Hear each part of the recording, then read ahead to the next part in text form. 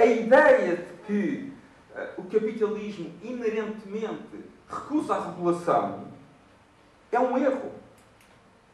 Pode haver escolhas políticas que recusem fazer a regulação necessária, mas não tem a ver com o sistema capitalista.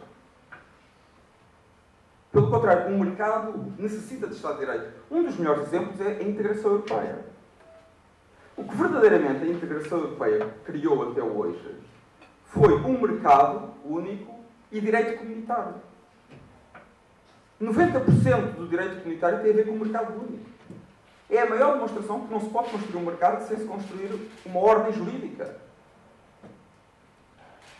E, portanto, temos que repensar, julgo eu, a relação entre o mercado e o Estado de Direito, e os governos têm que repensar muito bem a sua relação com o mercado.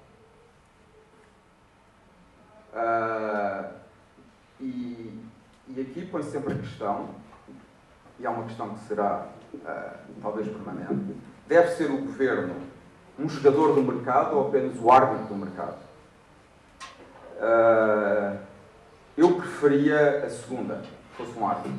Mas quero dizer que eu não tenho ilusões, antes de mais, mas quero sublinhar que o árbitro não significa um Estado mínimo. Pelo contrário, ser um bom árbitro exige um Estado forte. Um Estado que, acima de tudo, saiba aplicar e cumprir a lei, que é uma das principais funções do Estado.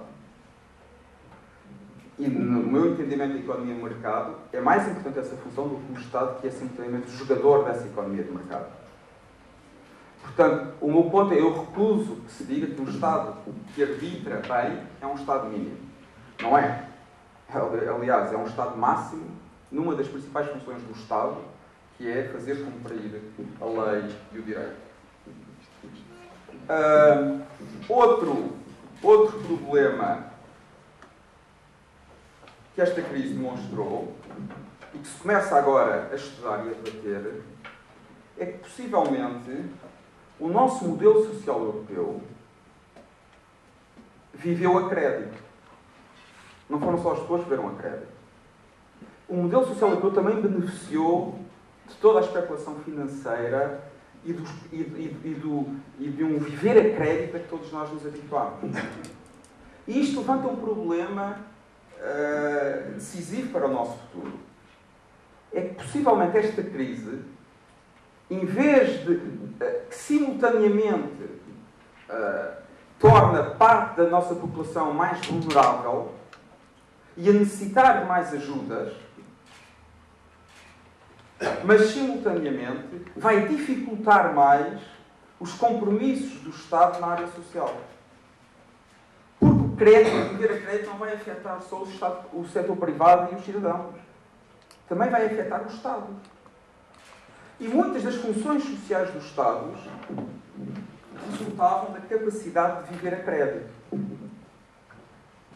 Portanto, é uma questão que tem sido, na minha opinião, pouco debatida, mas que necessita de ser debatida. E a grande questão que podemos levantar é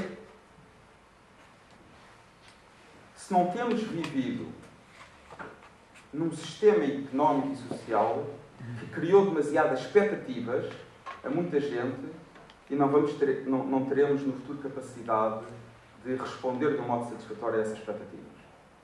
Vejam, por exemplo, o caso da França. Para a maioria da população francesa era um dado adquirido, agora está a mudar, era um dado adquirido que se podia trabalhar menos, progressivamente trabalhar menos, progressivamente ter maiores ordenados e progressivamente ter mais regalias sociais. Eu digo a França porque é o exemplo mais paradigmático, mas a maioria dos outros países europeus existem as mesmas expectativas. A expectativa do cidadão comum europeu é ter mais tempo livre e trabalhar menos, reformar-se mais cedo, ter aumentos de ordenados todos os anos, trabalhar 11 meses e receber 14 ordenados, ter mais férias. É esta a expectativa normal do cidadão europeu. Mas o problema não só é a expectativa, como é considerado pela maior parte dos cidadãos europeus como um direito adquirido. E não como resultado, se calhar, de circunstâncias únicas, e aqui começa a chegar à política mundial, à política global, que estão a desaparecer. E este é o meu terceiro ponto em relação a esta crise.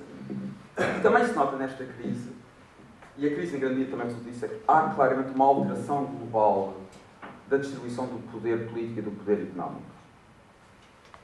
De certo modo, os anos, as décadas de ouro que se viveram na Europa, de crescimento económico permanente e de justiça social progressiva, resultaram de um mundo bastante desequilibrado. Mas como éramos nós e os Estados Unidos estávamos no topo do poder, quem está no topo do poder nunca nota os desequilíbrios. Os desequilíbrios começam-se a notar quando se começa a perder poder. E tivemos circunstâncias fantásticas. Tivemos muito pouca competição por parte de outros atores económicos. Tivemos um acesso quase exclusivo a matérias-primas necessárias para o nosso crescimento económico. Mas esse mundo acabou. E acabou definitivamente. Neste momento temos uma competição económica muito mais exigente. E a tendência é acentuar-se. Na última década devem ter surgido quase 500 milhões de novos membros da classe média na Ásia.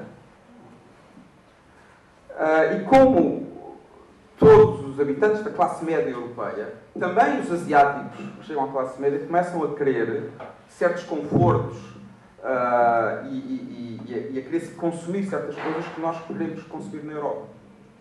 E isso é também mais um fator de competição económica. Portanto, de certo modo, o que eu julgo que vai acontecer no pós-crise é uma renovação do sistema capitalista global. Eu diria que estamos quase a assistir a uma revolução do capitalismo. Pela primeira vez, o capitalismo está-se a tornar um capitalismo global, no sentido em que a maioria dos países começam a ser atores, sujeitos do capitalismo, não apenas objeto da competição económica entre países ocidentais. O capitalismo está-se a globalizar verdadeiramente, mas não a globalizar através da expansão europeia, mas a globalizar-se através do crescimento económico de antigas colónias, que durante séculos foram atores quase passivos da política e da economia mundial. E, portanto, o que eu temo é que nas próximas décadas possam emergir grandes espaços capitalistas e ricos fora da Europa e a Europa possa tornar-se num continente composto por pequenos países sociais-democratas e crescentemente pobres. E é por isso que eu acho que é fundamental defender a economia de mercado e acima de tudo, defender ou conseguir convencer as sociedades europeias que a única maneira de continuarem a ser ricas e prósperas é encontrarem modos de triunfar no novo capitalismo global, de serem competitivas. E este é o grande desafio que se põe em Portugal e em todos os outros países europeus, e eu acho que a resposta ou será europeia, o sucesso ou será um sucesso europeu, ou então o que teremos são vários mercados nacionais. Será a Europa e os países europeus, a Europa tem um pouco uma abstração, serão os países europeus cooperando uns com os outros, capazes de crescer, continuarem a crescer economicamente, serem competitivos no plano global e manter os níveis de justiça social que se comprometeram com as suas populações.